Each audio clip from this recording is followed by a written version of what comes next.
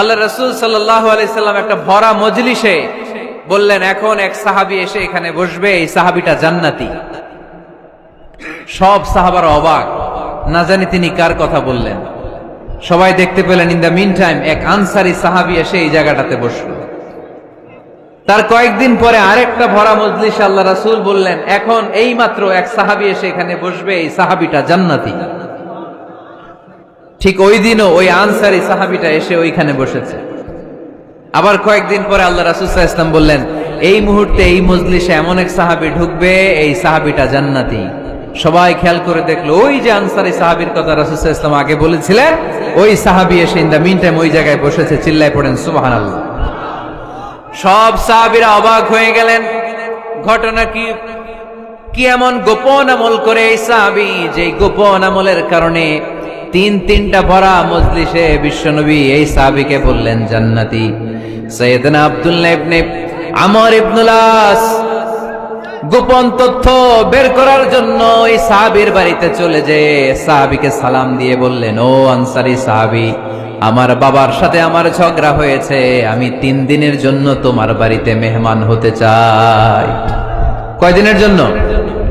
3 দিন। ওই আনসারী সাহাবী বলল, আহলান ওয়া সাহলান, খুশআমদেদ, আপনি আমার মেহমান হবেন, এটা তো আমার সৌভাগ্য, আসেন থাকেন, এই ঘরে আমি থাকি, এই ঘরটা ফাঁকা, আপনি এখানে থাকেন।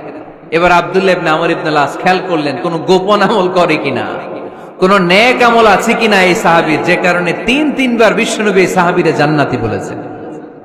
3 দিন টানা 3 দিন লক্ষ্য করার পরে সাইয়েদনা আব্দুল্লাহ ইবনে আমর ইবনুল আস এই সাহাবীর মধ্যে তেমন বিশেষ কোন নেক আমল, গোপন আমল আর দেখতে পায় নাই।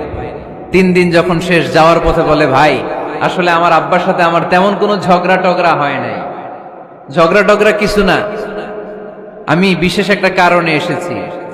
3বার বিশ্বনবী তোমাকে জান্নাতি বলে ঘোষণা করেছে, আমি দেখার জন্য এসেছি যে তুমি কি আমল করো, কিন্তু আমি তো বিশেষ কোনো আমল দেখলাম না। নামাজের সময় নামাজ পড়ো, তাহাজ্জুদের সময় তাহাজ্জুদ পড়ো, কোরআন তেলাওয়াতের সময় কোরআন তেলাওয়াত করো, আমি যা ইবাদত করি তাই তো করো, বরং আমার চেয়ে আরো কম করো। কি এমন তোমার আমল যে আমলের কারণে বিশ্বনবী তোমারে জান্নাতি বলেছে?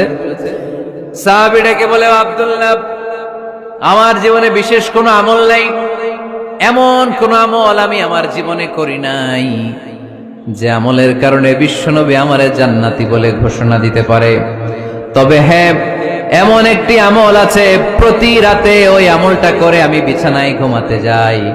প্রতি রাতে এশার নামাজের পরে আমি যখন আমার বিছানায় ঘুমাতে যাই, আমি আমার অন্তরে কারো ব্যাপারে কোনো ঘৃণা, কোনো ক্ষোভ আমার অন্তরে পুষে রাখি না। সুবহানাল্লাহ পড়ে। কোনো ক্ষোভ, কোনো ঘৃণা, কোনো হিংসা, কারো ব্যাপারে অহংকার, জেলাসি, এগুলো অন্তরে নিয়ে আমি ঘুমাই না। আমি যখন ঘুমাতে যাই, আমি সবাইরে ক্ষমা করে দিয়ে, মাফ করে দিয়ে ঘুমাতে চলে যাই। হয়তো এই আমলটা আল্লাহ তাআলার কাছে অত্যন্ত প্রিয় হতে পারে, এই কারণেই হয়তো বিশ্বনবী আমাকে জান্নাতি বলে ঘোষণা করেছে। চিল্লায় পড়তে হবে আল্লাহু আকবার। এজন্য রাতের বেলায় যখন বিছানায় যান, সব ভুলে যান। কে গালি দিছিল ভুলে যান, কে ঠকাইছিল ভুলে যান, কে অপমান করেছিল ভুলে যান, কার সাথে মারামারি হয়েছিল ভুলে যান।